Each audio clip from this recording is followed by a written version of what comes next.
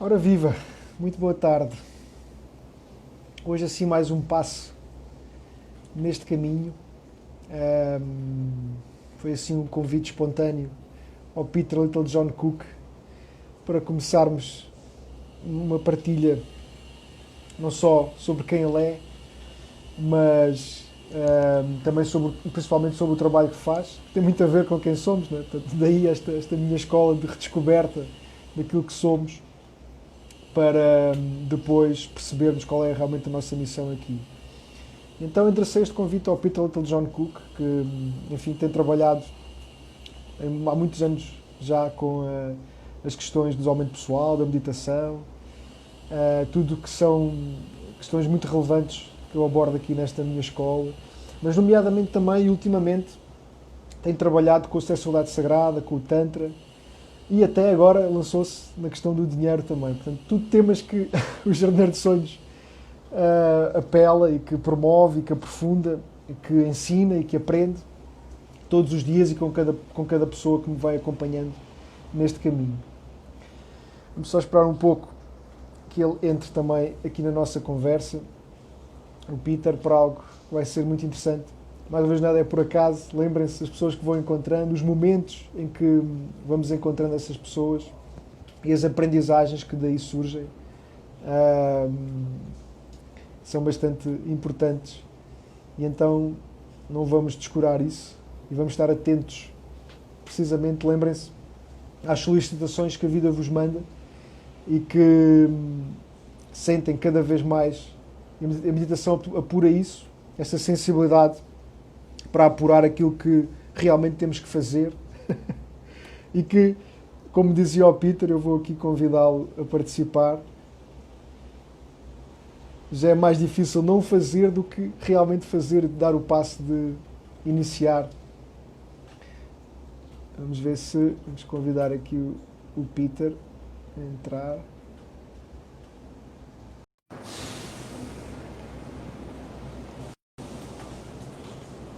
Mais uns momentos que a ligação chegue. Ora aí está. Alô, Ora viva. Boa tarde desde há pouco, Peter. boa Como tarde. estás? Estou bem, grato. Estou. Desculpa aqui pelo atraso. É a primeiro live que estou a fazer no Instagram. Estava aqui ainda baralhado com o sistema. Faz parte, faz parte. Também me lembro, né, quando comecei esta aventura, olha, foi assim, como partilhei há pouco, foi assim uma das grandes bênçãos que este vírus me trouxe, a mim pessoalmente, esta solicitação para me lançar para o mundo através destas novas ferramentas. E pronto, tem sido assim um caminho muito interessante e lembro-me também das primeiras vezes e muito grato e honrado por te apadrinhar aqui também no Instagram, porque sei a experiência que tens e o trabalho que fazes. E hoje vamos então entrar por aí. Convidava-te então, como combinámos também, fazer aqui uma meditação de enraizamento e de convocação depois da chegada Boa. e de realmente estarmos em direto. Basta, eu costumo fazer apenas um minuto assim de respiração consciente para convocar o que é que realmente hoje quer ser partilhado. Ok? Esse é o convite. O que é que realmente hoje merece ser partilhado e enraizar também aqui nesta partilha. Tem sido muito bom, então normalmente faço assim. Vamos a isso? Sim. Podes, enfim, convidar a respirar, a postura, a respiração. Enfim, trabalhas até há muito mais anos do que eu nestas áreas, portanto, isto para ti. Até já, até já. Muito grato pela tua presença.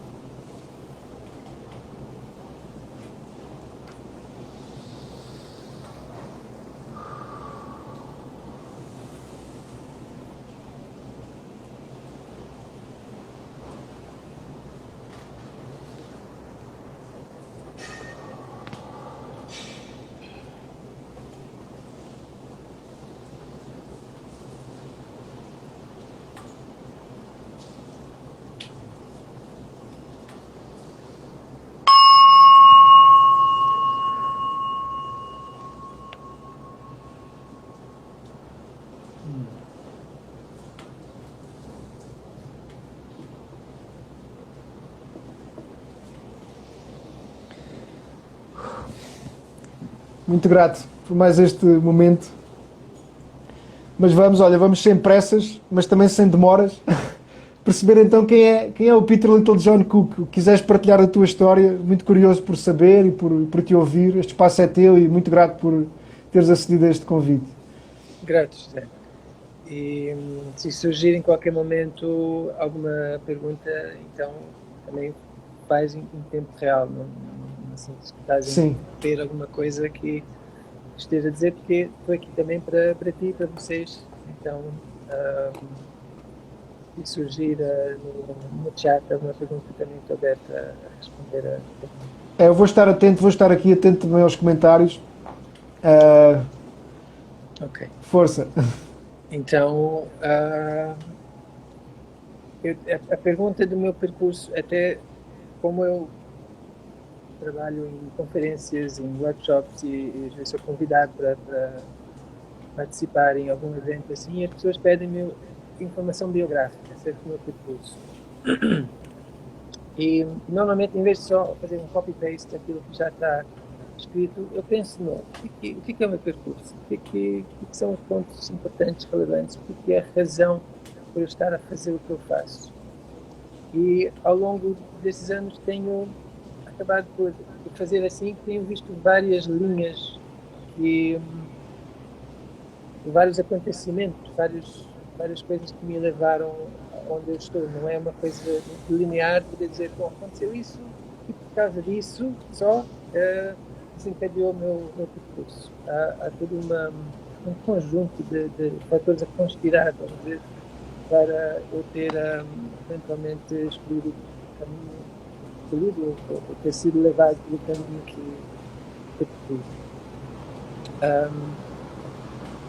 Uma conexão que eu tenho com Portugal logo do início, que eu já posso partilhar também, que é que os meus pais tinham comprado um terreno no Algarve antes de eu nascer. A minha família estava em Portugal. Foi no ano da Revolução que eu nasci. Meu pai era diplomata e talvez por essa ligação ao governo, potencialmente, ele já era reformado, mas foi aconselhado a sair do país. E, então, eu nasci na Inglaterra e minha mãe é brasileira, mais escocês. Uma mistura internacional com essa ligação a Portugal. E talvez a mistura cultural também levou-me a ver as coisas de uma forma não muito simples, vamos dizer. Então havia, para além de nacionalidades diferentes em casa, havia perspectivas radicalmente diferentes, personalidades radicalmente opostas, até contra a história dos meus pais, como se fosse mesmo estereótipos da figura mística no lado da minha mãe e a figura cética no lado do meu pai. E a minha infância foi a observar essas duas maneiras de estar, o conflito entre essas maneiras de estar, o desentendimento que é fácil gerar entre essas perspectivas tão diferentes. E ao ponto de ter visto muitas vezes discussões que eram baseadas em achar que havia um ponto de vista diferente, mas que, na verdade, o ponto de vista aquilo que estava a ser discutido era só mal entendido. Um tinha achado que o outro estava a tomar uma posição contrária, estava em desacordo, mas estava a dizer a mesma coisa. Então, tornei-me esse mediador quando era pequeno, a ver essas discussões baseadas em não entender a linguagem do outro, porque simplesmente pressupor que deve haver um desacordo. E isso despertou uma curiosidade em mim logo cedo, não sei dizer que idade, mas comecei a pensar que isso que acontece no mundo, na escala grande de países, religiões, apesar que estão a dizer a mesma coisa também, mas não entendem que estão a dizer a mesma coisa e acabam por estar em guerra, enquanto estão simplesmente a não entender a linguagem um do outro.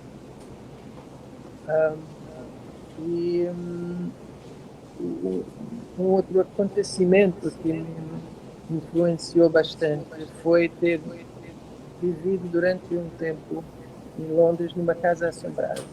Eu não me lembro dessa fase da minha vida, tinha 2 anos e tal, tinha começado a falar há pouco tempo, de volta dessa idade, o que me é relatado é que eu conversava com um fantasma, que eu contei na altura, como se eu achasse que os outros iam saber que havia outra pessoa a viver na casa. Não falei que era um fantasma, mas os outros aqui tinham essa experiência, digamos, que havia qualquer coisa esquisita acerca dessa casa. Para mim era simplesmente outra pessoa que vivia na casa. Bom, então eu cresci com essa história e a questionar-me, será que eu tinha mesmo um amigo fantasma? Porque às vezes inventam amigos para brincar, vamos dizer. Então, cresci sem saber, será que terá sido um amigo imaginário ou terei mesmo conversado com um fantasma? E levou-me a ter muita curiosidade acerca do que é a natureza da vida, da morte, o que é a natureza da alma, o que é a nossa origem, para onde é que vamos. E essas perguntas persistiram mesmo. Me lembro de ir para a biblioteca na escola, na Inglaterra, a escola interna da Inglaterra, que é assim, um bocado estilo Harry Potter, uma biblioteca antiga, e lá encontrar livros de mistérios do Mysteries of the Unexplained. Falava de histórias da Atlântida, histórias de como é que terá sido construído Stonehenge, fantasmas, mediunidade no fim do século XIX, levitação, OVNIs, os Men in Black, muito tempo antes dos filmes, as histórias, os relatos que se baseou esses filmes. E então estava mesmo nesse mundo dos mistérios, a querer entender o que é a natureza da realidade.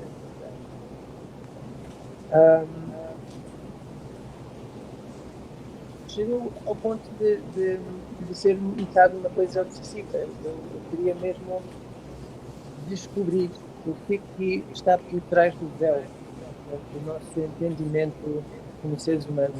O que podemos saber.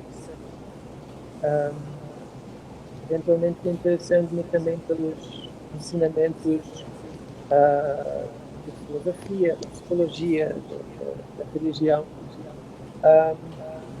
E houve um momento marcante, mais ou menos na mesma altura, estive a ler 3 livros e talvez a sinergia desses 3 fizeram assim um grande despertar para mim.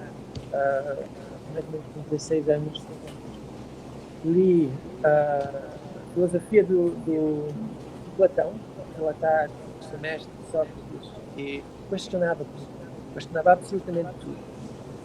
E também a história da vida do Buda, o despertar do Buda, a busca pela iluminação, ele ter sentado, dedicado-se a chegar à clareza, à iluminação, e ter chegado a um ponto de tranquilização da mente e a clareza da consciência não condicionada. E quando eu li isso, acerca da meditação, levar a essa consciência para além das nossas limitações intelectuais, eu reconheci isso, senti sim, é mesmo possível, sabia que era possível, e está aqui confirmado o caminho. E ainda li o livro do Aldous Huxley, também conhecido pelo Brave New World, e também o Dose of Perception, Heaven and Hell. E ele tem um livro chamado The Perennial Philosophy, a filosofia perene, em que junta relatos das tradições do Hindu, mostrando o que há em comum nas experiências dos místicos, as pessoas que tiveram uma experiência de divino, de transcender o estado de consciência habitual e entrar em comunhão divina. Serão estes uma opinião.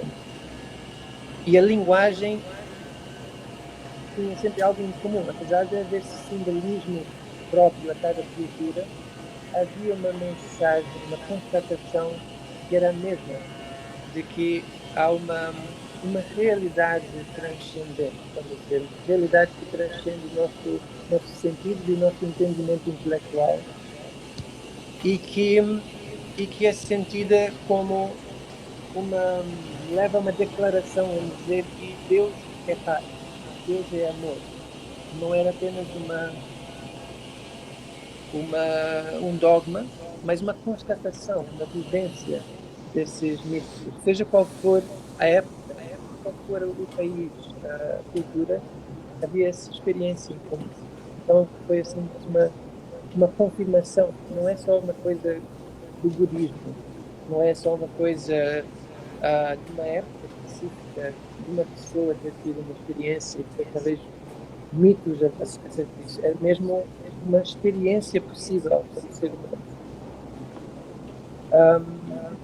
E fiquei, após ainda outro livro de Osho, que era um livrinho pequeno, palavras em inglês, Words from a Man of No Words, que era depois de um período de não ter estado a falar com a imprensa, não sei se tinha estado mesmo em silêncio durante um tempo, foi essa a interpretação que eu fiz na altura e fascinou-me, que ele tinha ficado em silêncio durante esse tempo. E a impressão que eu tive na altura era: há seres iluminados agora, nos dias de hoje. E então não é também só essa coisa dos tempos remotos, de precisarmos de seguir uma tradição, um ensinamento já antigo, vamos dizer, e há também o risco de alguma distorção, geração após geração, dogmatização. E senti que era crucial encontrar um mestre, ser iluminado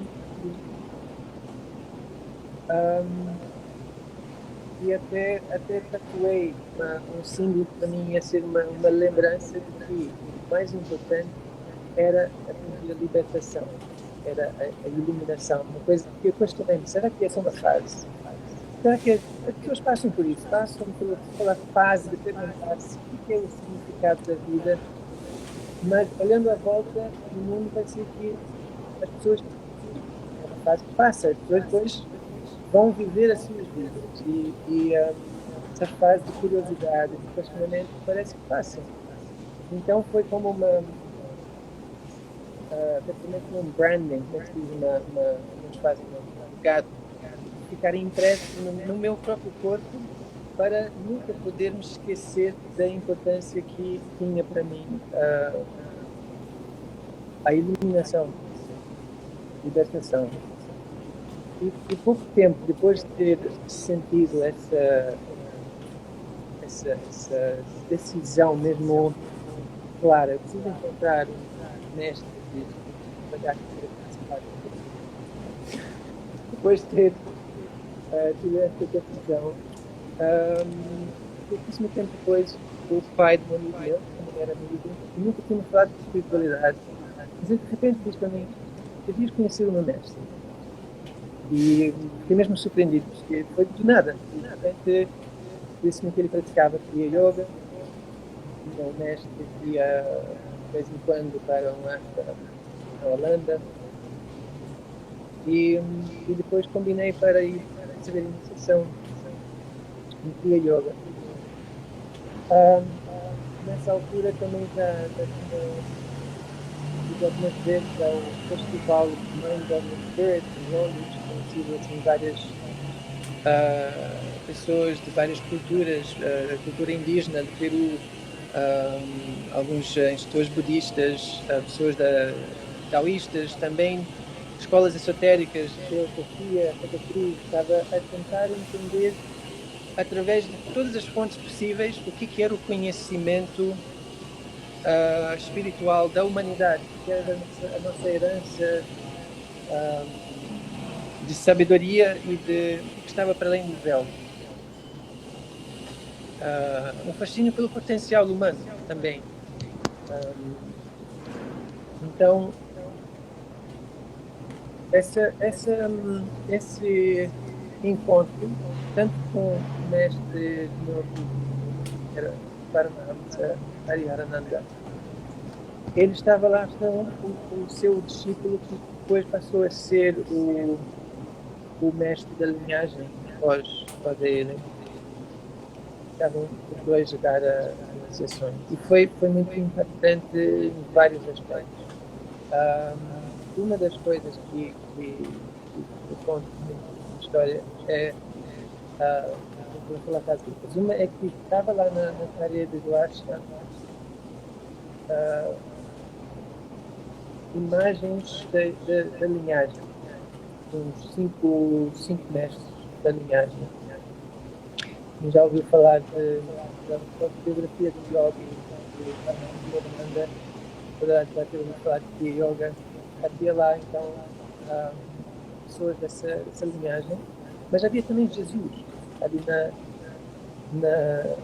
no portrait, no quadro. Fiquei a pensar, mas o que Jesus está a fazer aqui, apresentado numa linhagem de yogis da Índia? Não entendi bem, mas ficou aquilo, essa pergunta, essa curiosidade. Depois talvez voltamos a esse tema, mas outra coisa que surgiu durante esse período lá na iniciação, após ter recebido os ensinamentos e práticas, estávamos todos a praticar, estava o Hariharananda a olhar algumas dicas, e aí ele disse: enquanto estão a praticar, estudiem. E até ele escreveu assim: levantem as sobrancelhas como se estivessem uma expressão de receber uma surpresa agradável. E na altura eu pensei, mas que coisa bizarra, eu estou aqui concentrado numa prática muito séria.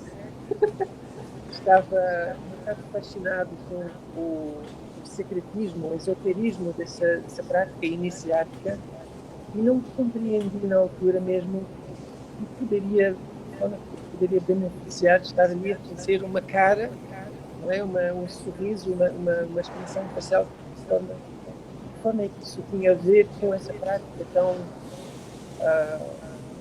supostamente secreta, avançada, uma coisa assim muito especial.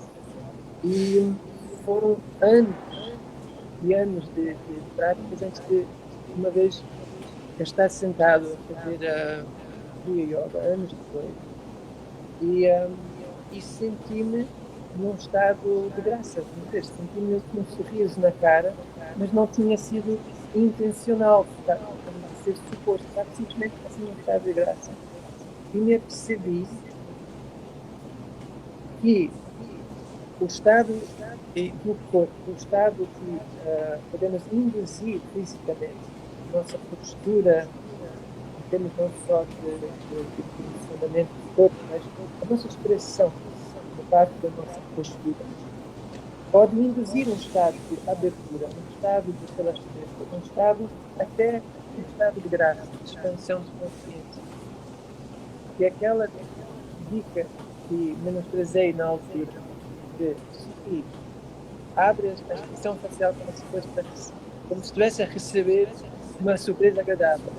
Essa maneira de encarar a vida a qualquer momento, não só durante uma prática de meditação, mas essa postura perante a vida abre o coração, mesmo sentir a vida como uma bênção em vez de uma luta. E creio que essa semente foi ali semeada, essa dica, foi uma das coisas mais importantes no meu filho. Agora, eu sei que uma das coisas que me interessava saber é como eu cheguei ao seu atualmente com Tantra. E então, fazendo a conta, na altura não sabia, mas Kriya Yoga é, em termos de técnica, pode dizer que é uma prática tântrica. Não no sentido popular da palavra Tantra, que associamos hoje em dia Tantra quase exclusivamente a práticas em casal, práticas associadas à energia sexual, ao prazer sexual, a estados orgásmicos. O contexto original do Tantra, tal como o contexto original do Yoga, era de práticas que servissem para a experiência de libertação espiritual, de iluminação, autorrealização. E então era esse o propósito da prática, que pode dizer que era uma vertente que deveria ser chamada Tantra da linha da direita. E não vou agora entrar em detalhe acerca da filosofia ou história do Tantra, mas para contextualizar, pode dizer uma generalização que o Tantra da linha esquerda tem a ver com as práticas rituais, enquanto que as práticas da linha direita baseiam-se mais numa prática interna. Então eu nem sequer na altura sabia que eu estava a estudar Tantra, mas estava a estudar os aspectos internos das práticas. E hoje em dia essa divisão de associar as práticas sexuais à linha da esquerda, mas seria mais correto para dizer entender que até para as práticas em casal, as práticas a dois, as rituais associadas à energia sexual, partiam de uma preparação que envolvia essas práticas internas. Então, o que se encontra muito hoje em dia é ir logo para as práticas em dinâmicas a dois, sem essa preparação com as práticas internas. Então, eu, sem saber, eu estava a fazer uma espécie de preparação para a prática que hoje em dia é mais conhecida como em termos de ritualizar o tempo. Não é apenas uma questão também de sexualidade sagrada. Pode-se distinguir. Há interligações, mas também é algo, de certa forma, distinto. Mas aconteceu por essas práticas de Kriya Yoga, por algumas práticas que tinha aprendido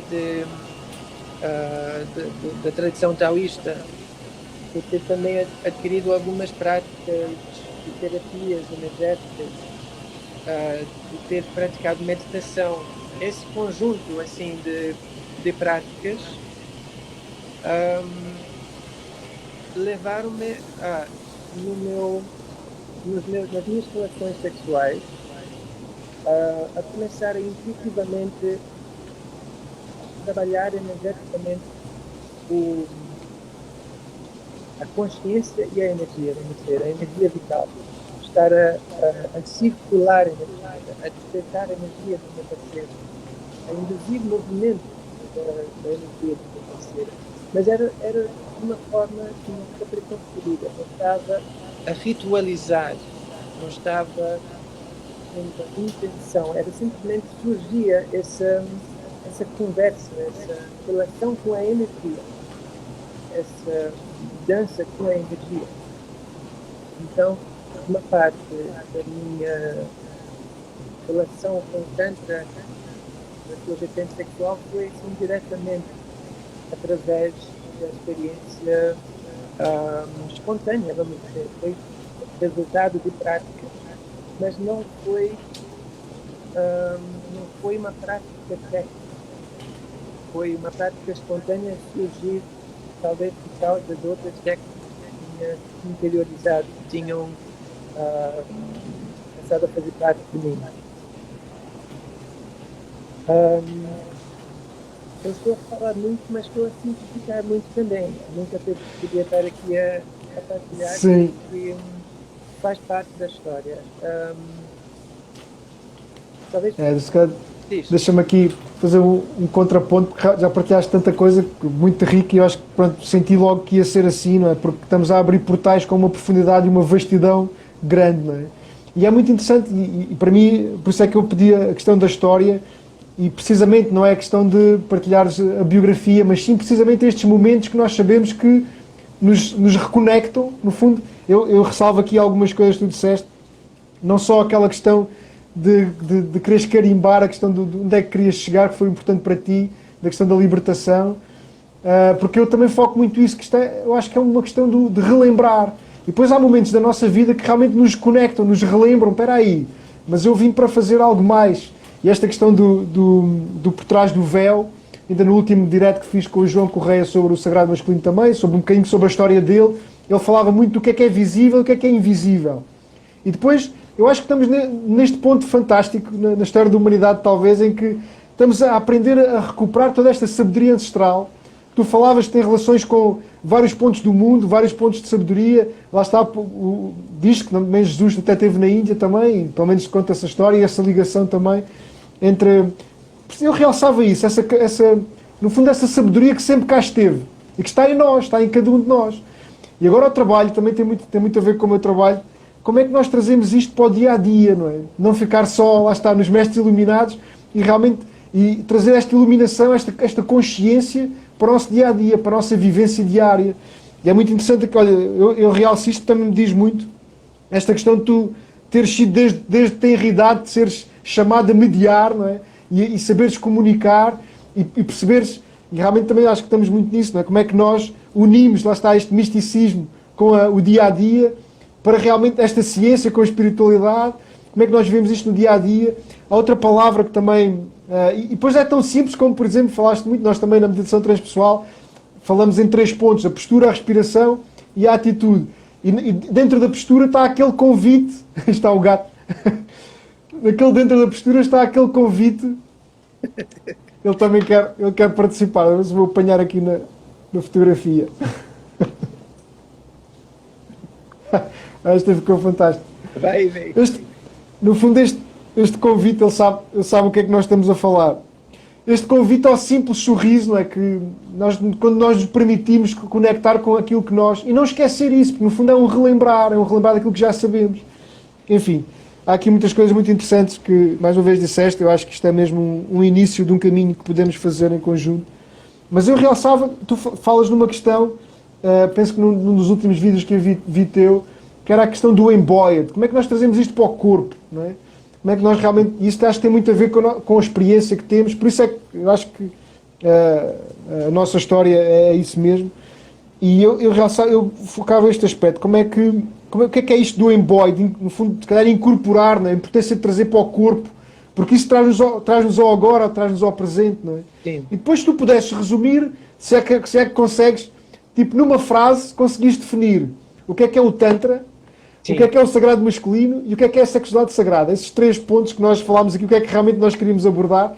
Se pudesse, nós temos aí temos aí 20 minutos, 25 minutos. Ok. Eu focava isto, como é que realmente esta parte de trazer para o dia-a-dia, não é? Que acho que as pessoas também estão um bocado, e eu falo por mim, eu também entrei na meditação, e eu falo muito que a meditação trouxe-me de volta à vida. E recuperei a fé em mim, e recuperei como é que eu vivo o meu dia-a-dia com outra postura, outra presença. E isso tem muito a ver com esta conexão àquilo que eu venho fazer. Pronto, enfim, há essa libertação e tudo. Mas se não for dedicado ao dia a dia, se não melhorar a relação com os nossos filhos, com as nossas mulheres, com os nossos pais, com os nossos amigos, com o nosso trabalho, eu acho que pouco importa. Então, como é que se faz isso? E depois, como é que, pronto, se pudesse então resumir o que é para ti o Tantra, o sagrado masculino, sexualidade sagrada, porque eu acho que vamos ter aí mais diretos depois para fazer, mais partilhas, se quiseres, a partir de agora, para dedicar se calhar só um a cada um e poder aprofundar. Seria um Muito prazer. grato, força. Sim. Bom,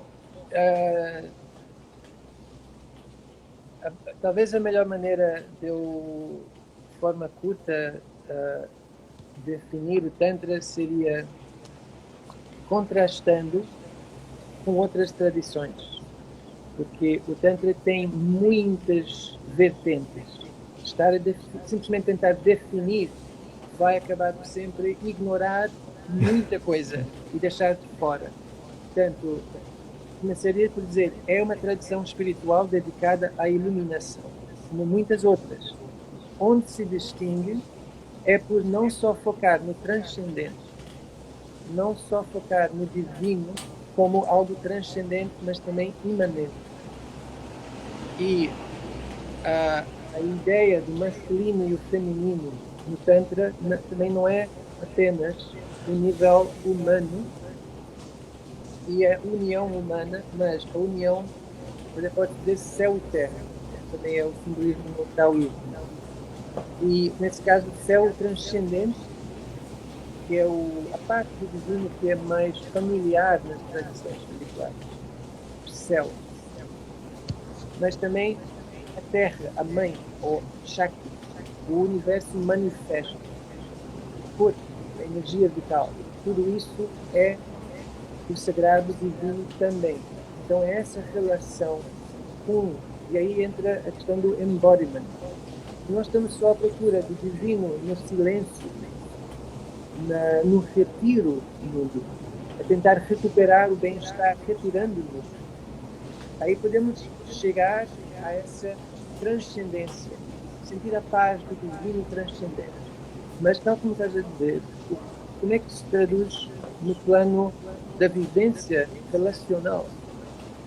O Tantra traz-nos, capacita-nos, facilita tremendamente essa vivência no dia a dia, porque traz, em vez da afirmação que Deus existe, está lá em cima, ou está cá dentro, como se estivesse atrás do véu, é tudo, é absolutamente tudo. E não é apenas também um ensinamento filosófico, mas as práticas energéticas, respiração, é tudo direcionado para vivenciarmos essa realidade, saborearmos e não só carregarmos como conceito. Então isso também o embodied understanding, embodiment, encarnar essa constatação. Para tentar seguir o que estás a me pedir e não alongar ali, então vou passar ao sagrado, a sexualidade sagrada. E enquanto que o Tantra tem o propósito de libertação espiritual, autorrealização, a sexualidade sagrada tem um propósito, vamos dizer, de vivenciar a sexualidade de forma sagrada. Sem entrar em como é que se faz, mas esse é o propósito, né? É vivenciar o sagrado no sexual, no ato sexual, na comunhão sexual, ou na própria energia sexual, talvez numa vivência solitária, mas de relação com a nossa energia. É uma sacralização de um aspecto da vida, de estendermos esse entendimento da energia vital para além do sexual, estendermos para a nossa relação com toda a existência, a energia vital, vamos dizer, universal, cósmica. Aí pode-se até já dizer que é tanto, mas enquanto é só o plano da relação a dois, aí distingue-se do Tantra. O Tantra não se interessa apenas com isso, ou de utilizar isso como uma das ferramentas para sacralizar a experiência da vida. O sagrado masculino. Então, aqui, possivelmente tenho uma perspectiva diferente do costume, vamos dizer, para partilhar.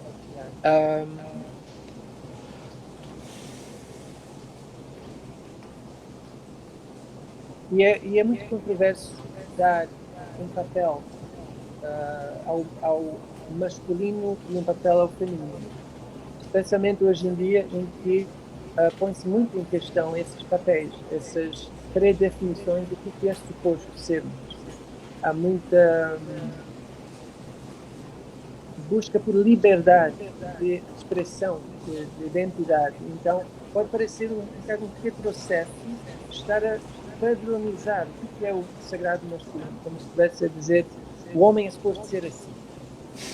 Então, sem estar de forma nenhuma a predefinir o que é suposto sermos, diria que temos uma oportunidade de descobrir a nossa responsabilidade, no sentido, é mais fácil brincar com a palavra em inglês, responsibility, a nossa capacidade de dar resposta, a habilidade de responder aos desafios do mundo. Podia-se,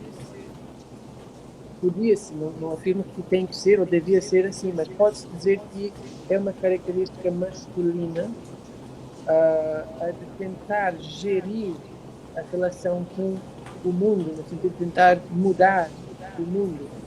A ideia talvez de conquista como uma forma disso surgir, mas que tem a vertente mais violenta de poder sobre outro.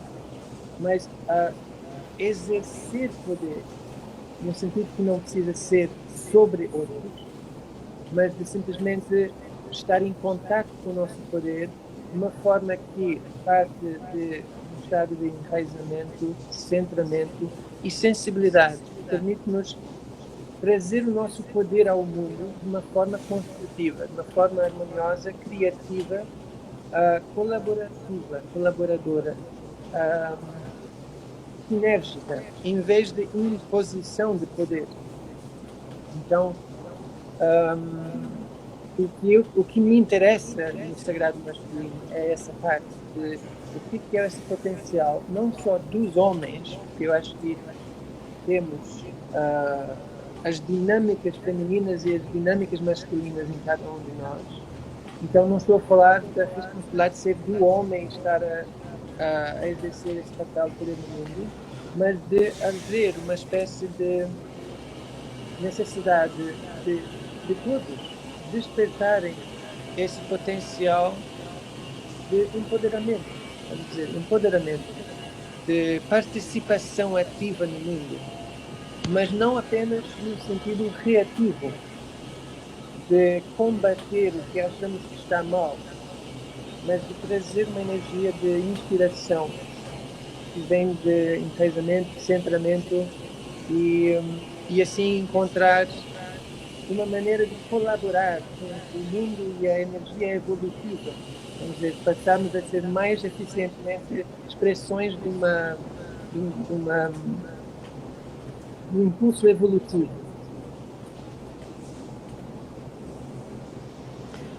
Uau, sim. Vai muito no encontro daquilo que eu tenho que estar a trabalhar, precisamente, porque o masculino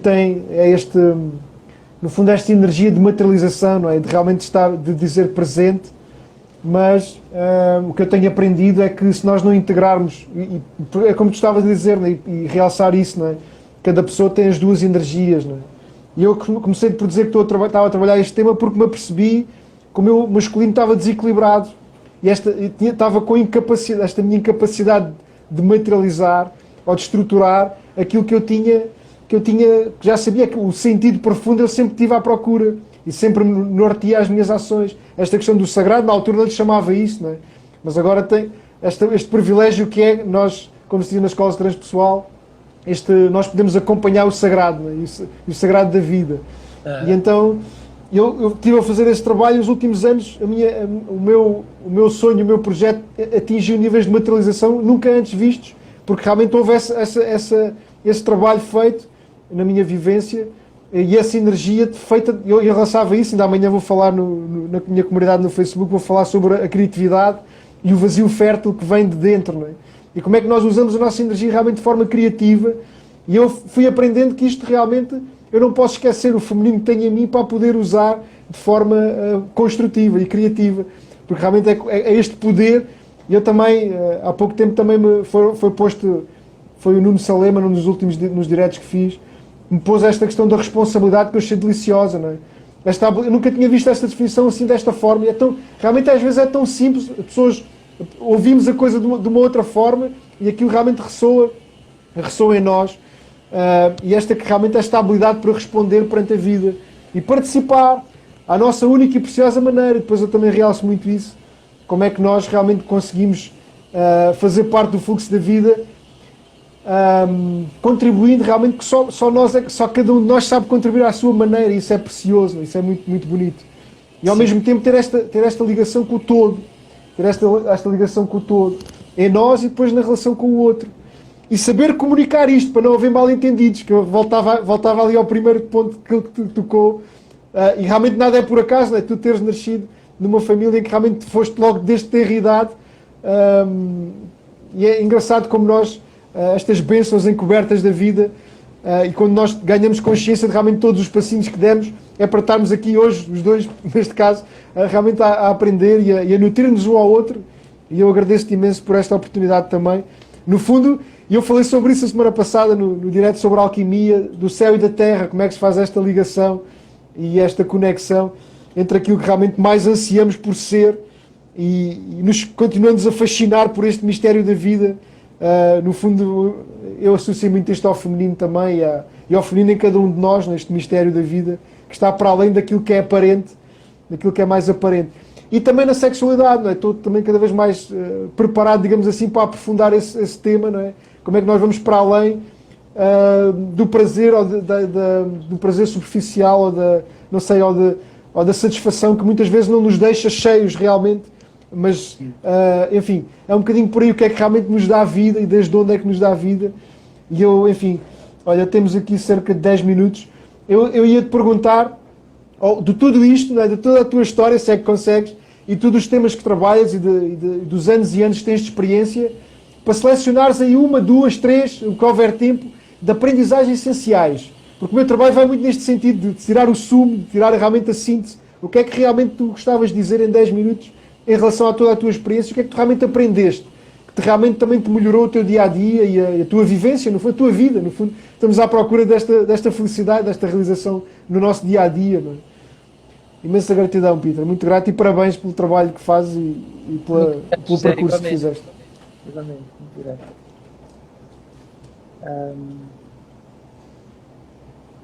Então, no fundo, o que é isto do sagrado? O que é que tu realmente aprendeste com o sagrado? Enfim, agora estou aqui entre as aprendizagens essenciais e o que é isto, afinal, do sagrado, não é, para ti? Eu acho que a constatação de que podemos vivenciar o sagrado no aqui e agora é uma das coisas mais importantes. Porque enquanto estamos a projetar a ideia do sagrado estar lá em cima, lá no futuro, após a vida, ou até às vezes quando utilizamos a frase cá dentro, né? Deus está cá dentro, ou na verdade, ou até isso, até apontar cá para dentro, dá a entender que há alguma distância ou algum véu está lá dentro, mas não aqui, agora, está lá dentro. Ou seja, a busca não é lá fora, a busca é cá dentro, mas há na mesma, implicando uma distância de alguma forma entre o agora e esse sagrado, o agora e a nossa essência. Então, a constatação da sempre existência, deve haver uma palavra mais adequada, a permanência do sagrado. Aliás, é engraçado porque o budismo fala muito da impermanência. E, de facto, todas as aparências, tudo que aparece nos nossos sentidos é impermanente, está a ir e vir. Mas o que permanece, potencialmente, é a nossa relação com o sagrado. Seja qual for a aparência que está a surgir. A relação com o sagrado é incondicional.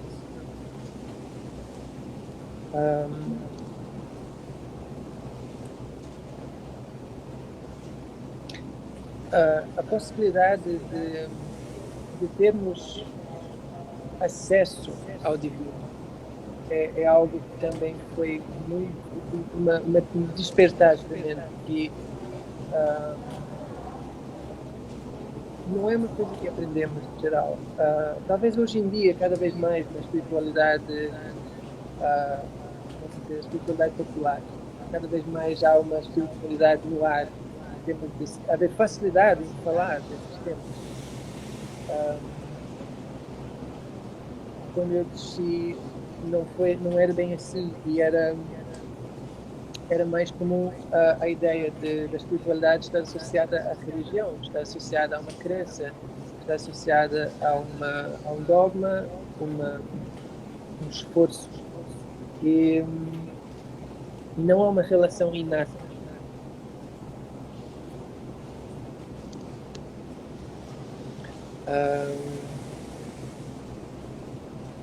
E também a nossa chegarmos, em vez de pensarmos na libertação como um patamar, a iluminação como eu imaginava inicialmente, a iluminação é um patamar, chegas a um patamar, és iluminado. E em vez de pensar em termos de... As palavras revelam o conceito que temos. A ideia de um estado de iluminação está implicado algo estático, a busca, o caminho, e aí é como se houvesse a ideia de uma paragem, a busca termina. E aí é o estado de iluminação. Em vez da dança da iluminação, não é outra palavra, não há vitalidade na ideia, no conceito de um estado de iluminação, e torna-se uma busca por uma fantasia, uma busca por uma coisa que estamos sempre a projetar para o futuro. E a partir do momento, se nós temos mesmo a fixação da ideia da iluminação ser um estado, também torna-se muito perigoso para disfarçar o ego. Porque enquanto vemos a relação com o sagrado como algo dinâmico, estamos sempre conscientes, vamos dizer, da nossa relação, sensíveis do momento presente. A partir do momento que adquirimos a ideia, agora eu sei, agora eu tenho a verdade, agora eu sou detentor de alguma forma, ou até a ideia de que eu agora eu sou iluminado. É como se criasse um ponto cego aqui daí, e já não se vê, o subconsciente ficaria um bocado abafado,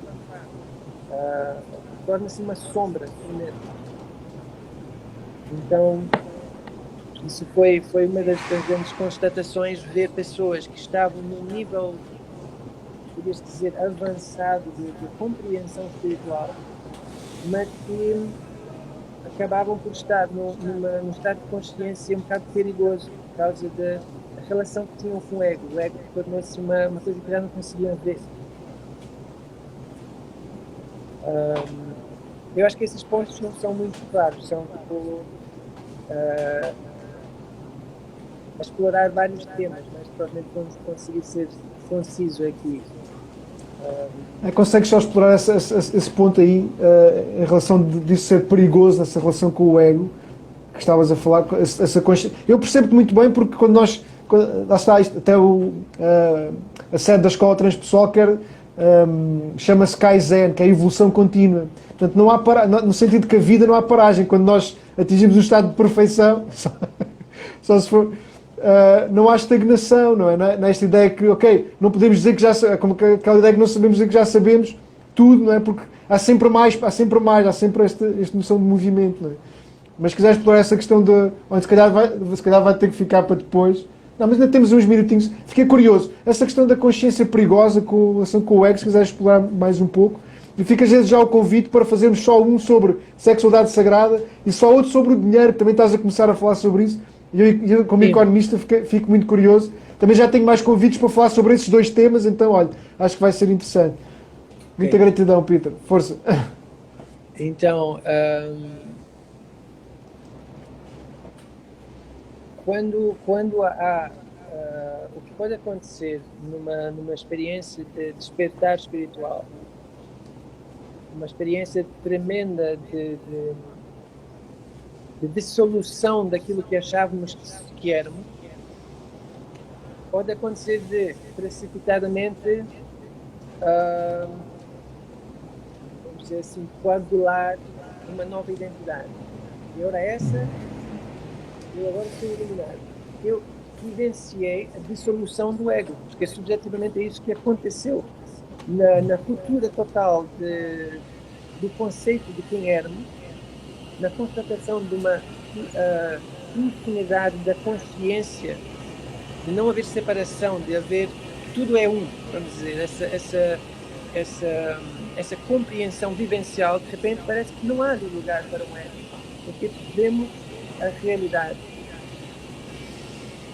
Okay. Mas aí pode surgir, sem nos apercebermos, essa nova identidade que afirma eu tenho essa compreensão e passa a ser uma bagagem em vez de uma vivência no presente. Passa a ser um conceito baseado numa experiência passada em vez de numa realidade vivida agora.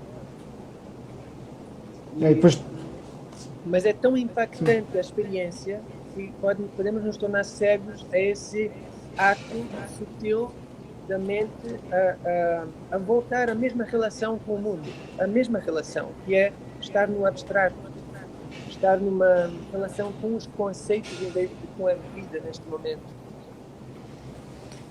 Mas depois pode ser difícil voltar e como é que realmente depois este é o desafio, não é? Também já tive, especialmente em jornadas de respiração holoscópica, tive esses momentos maiores de conexão. Lá está, mais uma vez, exercícios tão simples como respirar, a técnica estrela lá da Escola de Aumento Transpessoal. Não sei se já uma vez experimentaste, depois temos que explorar esta ligação também. Mas pronto, sim, compreendo o que estás a dizer. Depois como é que nós integramos essas experiências para trazer para o dia-a-dia, não é? E como é que nós continuamos a fazer o nosso trabalho. Por isso, enfim, eu acabo por focar muito o meu trabalho nessa questão de nós realmente, sim, sem dúvida, principalmente sabemos conectar com o divino todos os dias e a nós. Aliás, eu aprendi isso na Índia quando eu chegava, eles tinham um coisa que diziam, não, o convidado é Deus, não é? A partir do momento senti-me como, enfim, a sabedoria ancestral é incrível. Enfim, olha, temos 20 segundos, só me resta agradecer e lançar já o próximo desafio para continuarmos este portal que abrimos hoje, que foi muito, muito bom, muito bom. Grato, José. Um grande abraço e até breve. Muitos parabéns. Obrigado.